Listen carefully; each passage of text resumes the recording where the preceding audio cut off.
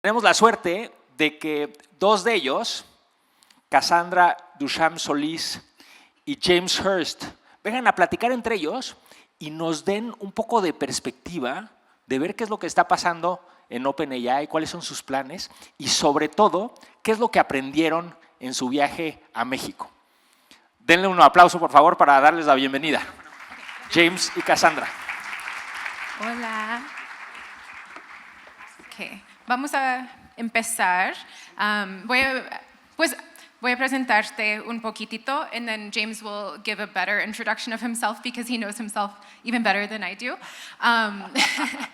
We're going to do some English and some Spanish, and we're going to... Sí, con permiso, porque es un poco más fácil para mí para hablar en inglés, pero prometo que la próxima vez voy a hablar solamente en español la próxima vez.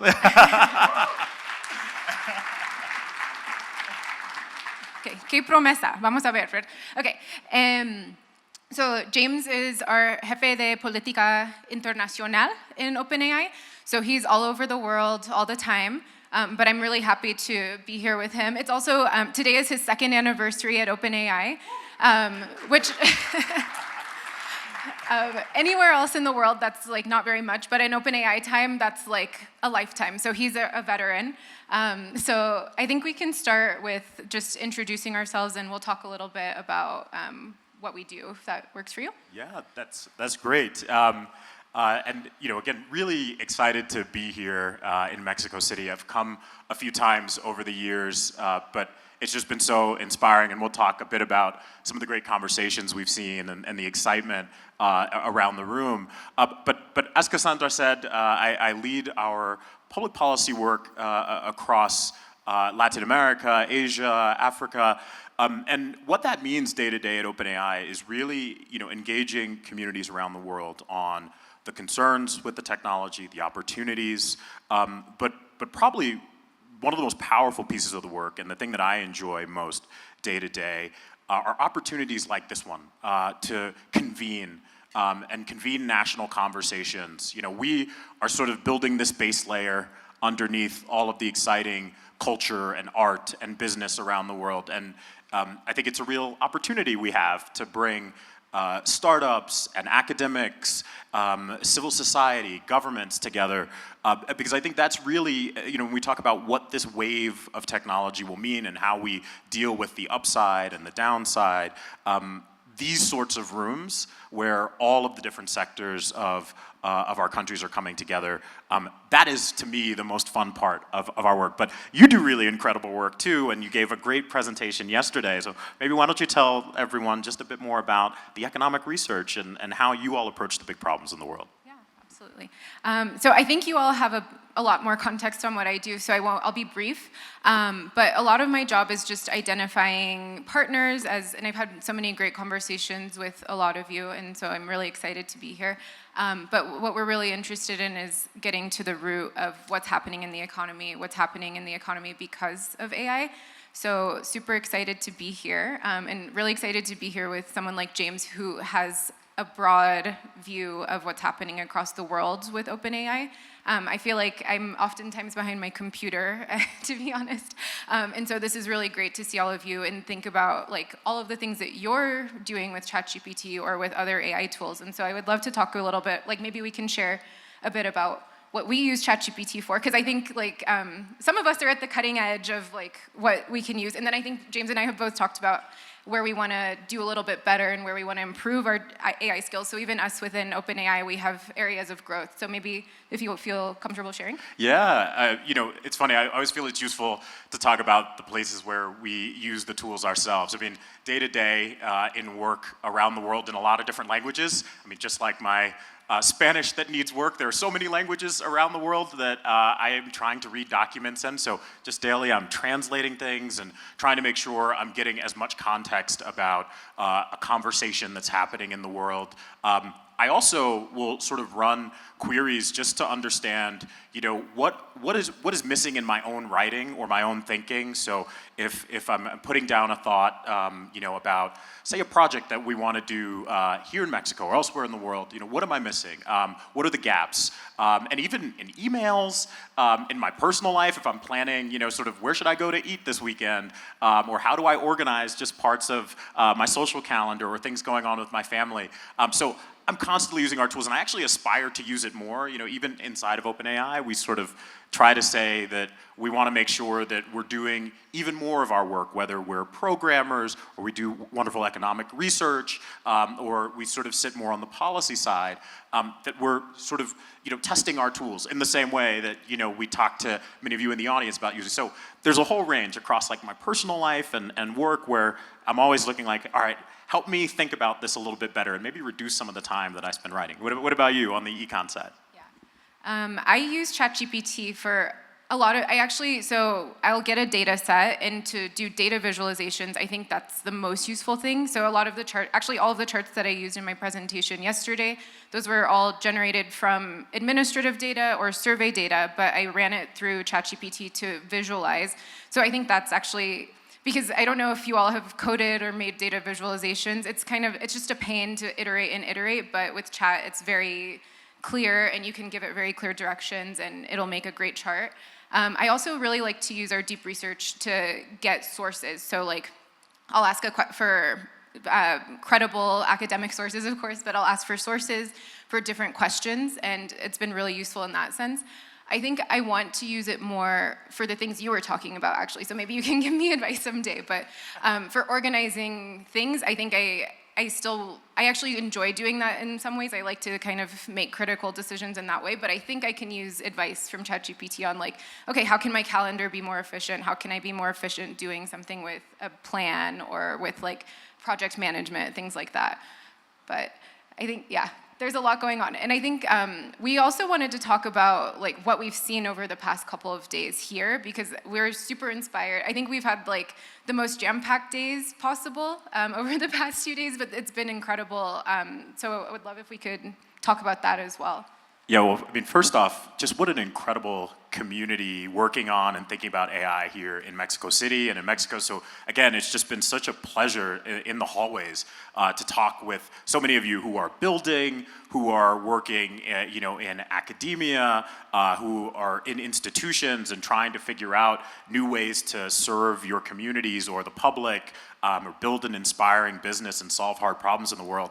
So I've just been struck, over the last day, how many exciting things are being built here in Mexico. And like I said, one of the things that we feel is our role is just to bring this community together, as often as we can, to hear, what you're doing. I think to sort of really play matchmaker in a lot of places. I mean, there's so many hard problems out there. And again, we heard and saw from teams here who are building technical solutions to questions in language or in access to services and health and education.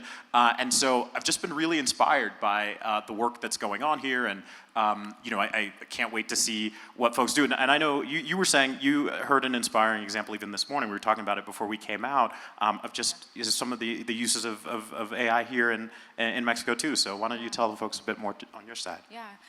Estaba hablando con una de mis amigas y ella es de Rosarito y su mamá es una líder de un grupo de sobrevivientes de violencia doméstica. Pero ella está usando ChatGPT para hacer presentaciones para estos grupos porque she has these ideas and she wants to express them in a way that's a bit more structured. And so ChatGPT has given her like the tools to really structure these ideas. And so they're going out to different women who have been affected by domestic violence, and then also they're talking to people who are advocates in government and things like that. So it's I had no idea, and it was funny because my friend has become a bit of an evangelist, and so seeing her mom use this tool in that way, it was like really, really cool. So I think I saw that, but then I also have had conversations with a lot of you who are doing really amazing things. So talk to people who are thinking about education, actually. So thinking about how to educate young folks and how to use AI and prepare them for the future, which is critical, right? We all want to be like tech savvy, and we want to be make sure that we're not behind because we're not using these tools. And also I had a really fantastic opportunity to go to lunch with a lot of professors and faculty from UNAM yesterday, which was like amazing. I felt like I was with a group of celebrities.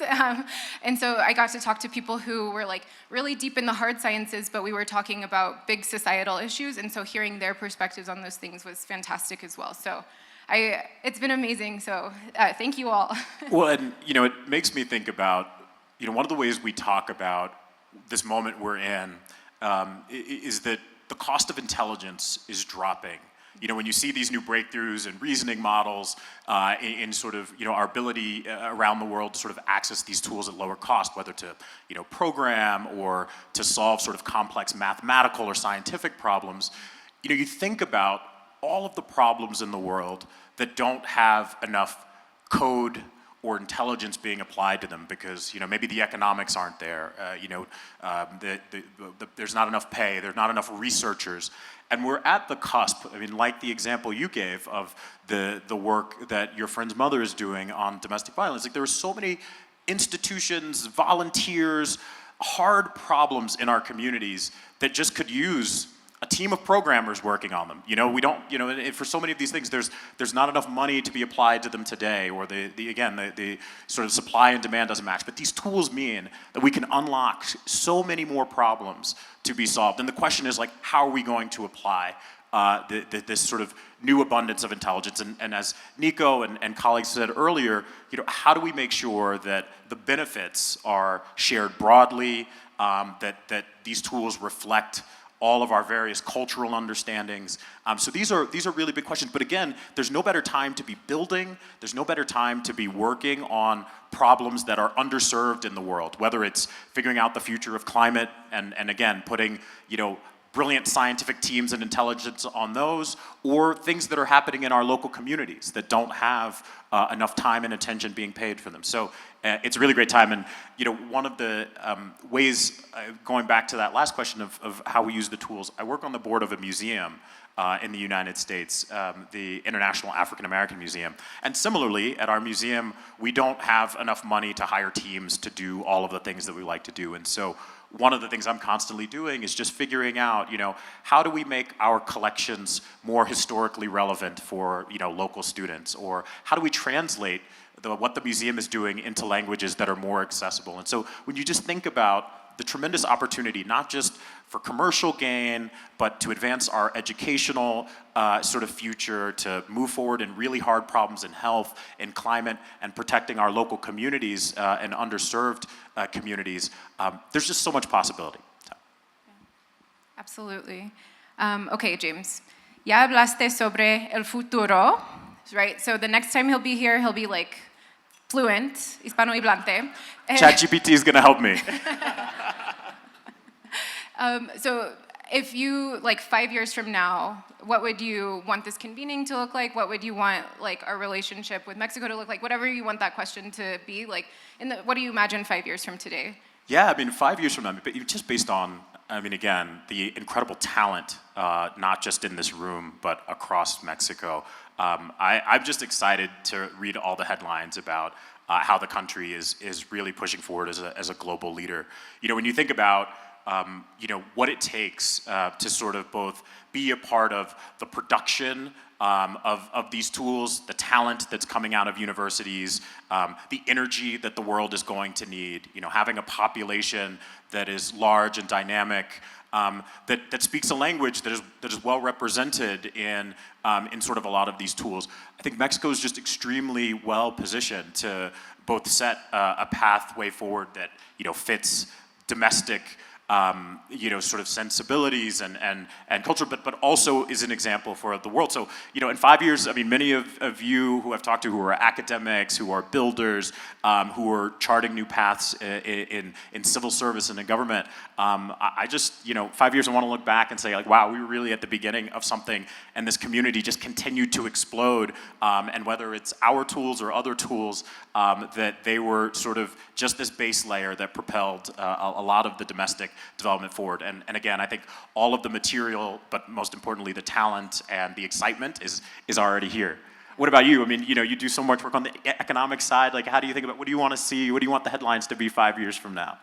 Yeah, I mean, I want to have really strong research partnerships here. I think we're super excited about that. I also, from those partnerships, I wanted to have a lot more answers about the future of the economy, where jobs are going, like what jobs are growing, what jobs are changing. I think that's really important. Yeah, and I think just having an increased presence here would be fantastic as well. So, yeah, I think we are at time. But thank you all so much for being here, and thank you for listening to us in our English. And yeah, thank you so much for just having us and hosting. Thank you. It's been an honor. Thank you, thank you. Thank you very much. Es increíble la oportunidad de ver cuáles son los humanos detrás de las tecnologías. Y al final, pues detrás de Fintual, que es una tecnología avanzadísima para invertir, detrás de OpenAI, que es obviamente una tecnología avanzadísima, pues hay seres humanos con muy buenas intenciones, tomando decisiones que nos impactan a todos y todas. Entonces, increíble la suerte de haber escuchado a la gente de OpenAI hablando de su visión.